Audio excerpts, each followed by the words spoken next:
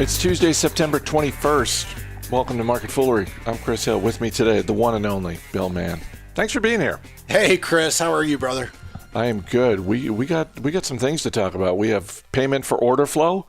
We've got the latest news from the restaurant industry, but we are going to start with the stock of the day. Shares of Uber up 10% after the company increased its guidance for the third quarter. In a filing with the SEC, Uber essentially raised the floor on the gross bookings that it expects in the third quarter. They had previously said it's going to be somewhere in the range of 22 to 24 billion. They're now saying 22.8 to 23.2. And I don't know if this is short sellers running for the exits, but if you're an Uber shareholder, you're having a good day. They raised the floor and they lowered the ceiling. So Right. Essentially, they just took a little bit of the uncertainty out of it. I'm not quite sure how this is worth 9%, but Uber's the stock has had a hard couple of years. I was looking the other day, and DoorDash, which only does food delivery essentially, I mean that is their bread and butter, has a larger market cap than all of Uber now, which is incredible to consider, because Uber, when it came public, was essentially supposed to eat the world one bite at a time. It hasn't happened.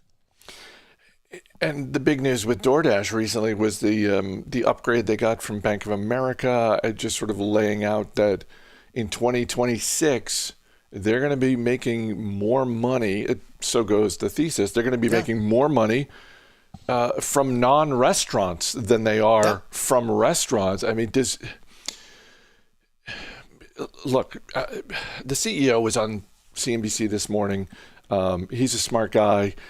One of the things he said is, we're very clearly on a path to profitability. Mm-hmm. And I'm not going to dispute that, but I think the obvious question is, how long is that path?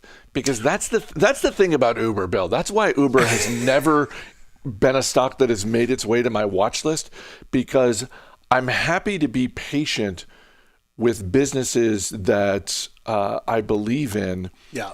I'm not interested in being patient while Uber tries to figure out what it wants to be when it grows up. So it's so funny that you say that, because the other thing that they talked about today is that on an adjusted EBITDA basis, they were forecasting profitability. So in 2020, they lost 2.7 billion using normal accounting rules, but only 2.3 billion using adjusted EBITDA. And I know this is terrible podcasting, but I want to read what Uber considers adjusted EBITDA. I know this is horrible, and I apologize. No.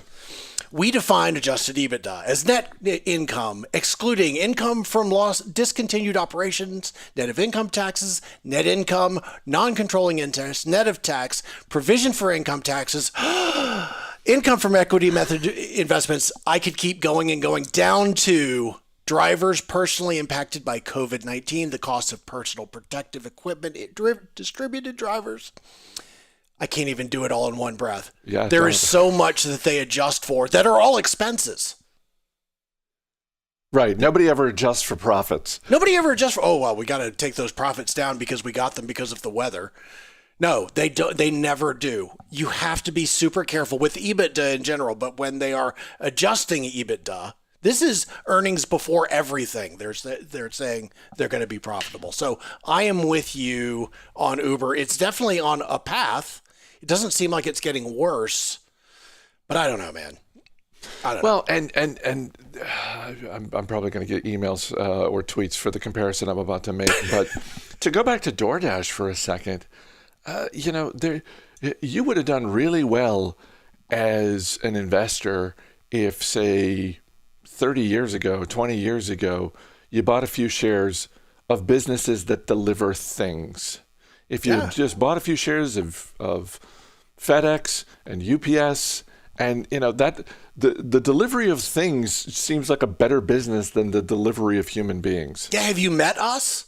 Right. I mean, we are literally the worst things to deliver. I mean, we yell on airplanes, we riot occasionally. Yeah, deliver things. We should be in the thing delivery business.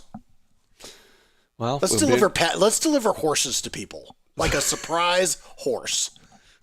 No, There are some people who want a surprise puppy or a surprise kitten. I don't think anybody really, I don't think any adult really wants a surprise horse. I have good news and bad news, and they're both the same. Here's your horse. Yeah. Our email address is marketfoolery@fool.com. We got a couple of emails to hit today. First from Bancroft in Rhode Island. Loyal Market Foolery listener here wondering, what are your thoughts on Cathie Wood? She seems to fit the mold of a fool, capital F fool. Long-term focus, buys traditionally considered overvalued tech-focused or genomic disruptors. Do you consider her a lowercase f fool or a capital F fool? I love the spirit of Cathie Wood. I don't happen to think that the level of research that goes into a lot of the theses at ARC Capital that got sent out are all that deep. But I do happen to think that she has something deeply in common with David Gardner. David Gardner once very famously said that there was no academic research that suggested the way he invested was the way to go, because they have definitions of risk that we fundamentally disagree with. And I think that she does as well. You know, whenever I see the criticism of Cathie Woods, I think of that old the Jonathan Swift quote, when true genius appears in the world, you may know him by the sign, or her, that the dunces are all in confederacy against her, right? Everyone wants Cathie Wood to fail. I hope she succeeds. I really, really do. I think she's a good person. I think she's a great thinker, and I think that she's a differentiated thinker, and we need more people like that in the public markets. Got an email from Stephen Shu who writes, can we hear about your thoughts on payment for order flow and its impact on retail investors like us? I know it shot up into the limelight during GameStop's short squeeze at the beginning of the year, and I feel like it's been a contentious black box ever since. It seems to introduce a conflict of interest because brokers are rewarded by the market maker when they send our trades over to them. On the other hand, brokerages say they always submit our trades such that we get the best execution. What's more, payment for order flow undoubtedly paved the way for brokerages to cut trade commissions to zero. I don't want commissions to come back, and I don't think I'm alone in saying that. No, Stephen, you're not. Finally, writes, with the SEC looking into the practice and Robinhood's business model relying on it, payment for order flow is something I'd like to learn more about. I think, if I could push the other direction, I would love to see a situation where there's a commission of $1, a nominal commission, because I think if we look back and see what has happened, the confluence, and maybe one led into another, the confluence of commissions going to zero and the gamification of stock trading, I think we are going to find that focusing on those commissions was the exact wrong thing. To me, payment for order flow is something that needs to be looked into, because there is no regulation in between how much a broker gets and how much the broker that does the executing does, the payer for the order flow. And so there are certain issues there. To me, focusing on payment for order flow is just another classic way of people just looking to blame whatever the problems are on the richest person in the room. Because I think, it seems like, because the companies that are paying for the order flow are massive hedge funds like Citadel, people like that, I don't have a huge issue with payment for order flow, but I do think that we need to look into the environment that exists now with zero commission trading and look for better, more optimal regulation that limits some of the excesses in the market. In the same way that Apple has spent a considerable amount of time and money over the past couple of years marketing the privacy aspect of its devices, do you think there is a similar opportunity for someone in the brokerage industry? And by doing so, Apple is essentially positioning itself against its competitors. Mm-hmm. Do you think there's a similar opportunity for someone in the brokerage industry to basically position themselves against Robinhood, to say, hey, look, we're not going to this wouldn't be the ad campaign because it would never be this crap. But essentially, we're about to hear why Chris isn't in marketing. Right, exactly. It's like we know some of you kind of got screwed over by Robinhood earlier this year, and we're never going to do that to you here. Yeah, Robinhood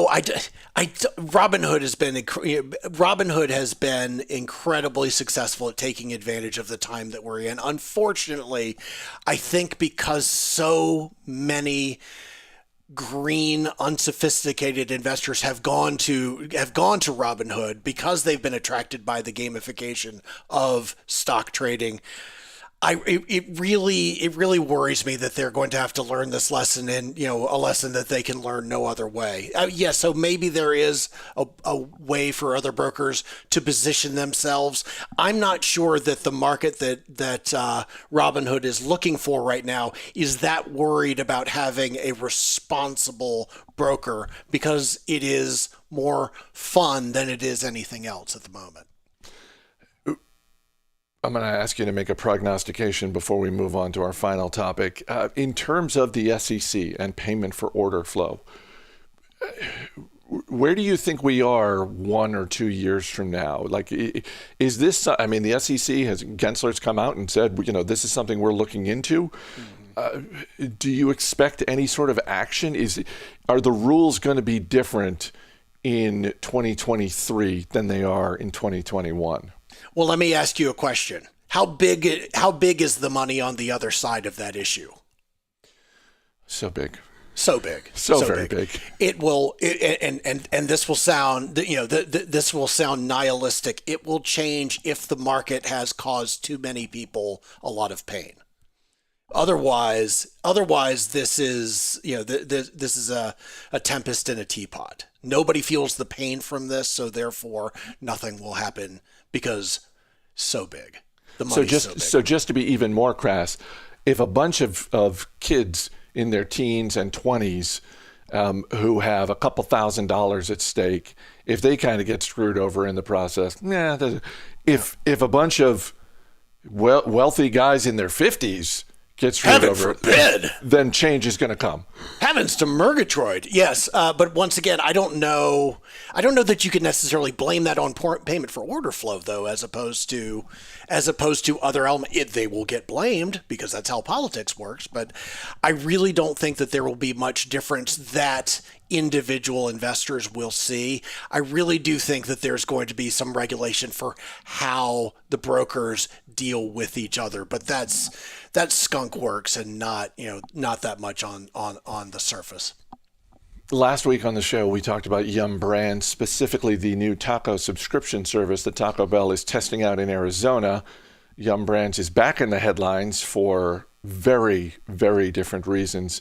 In New Zealand, the city of Auckland reinstituted lockdown measures due to the Delta variant. This is a city of about 1.5 million people.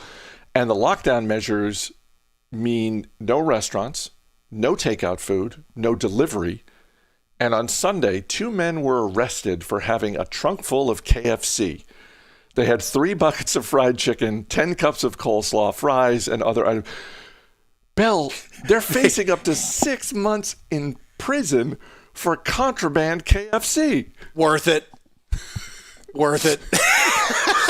Don't do the crime if you can't do or don't do the time if you can't do the crime. And it's like, yeah, this was worth it. So it's kind of enough. What a great marketing campaign that dropped into Yum's lap that they could probably never touch. So delicious, it's worth risking jail. But yeah, so the city of Auckland has literally locked down. So you if you are a citizen of the city, you're not supposed to leave, and vice versa. And so these guys drove down to the town of Nelson, which is 75 miles away, where the KFC was open, and they were either buying for themselves for the next month, or they were buying for a big group of people, and they were the ones who went beyond enemy lines. On some levels, I love this story so much, and on some levels, it makes me sad. But this is a marketing coup for Yum Brands. Absolutely, no. You're right. The underlying conditions are serious and legitimate. Yeah. The marketing opportunity for KFC is one that I hope they recognize, and I really hope they take advantage of. Bill Mann, always great talking to you. Thanks for being here. Hey, thanks, Chris. Great to talk to you. As always, people in the program may have interest in the stocks they talk about, and the Motley Fool may have formal recommendations for or against, so don't buy or sell stocks based solely on what you hear. That's going to do it for this edition of Market Foolery. The show is mixed by Dan Boyd. I'm Chris Hill. Thanks for listening. We'll see you tomorrow.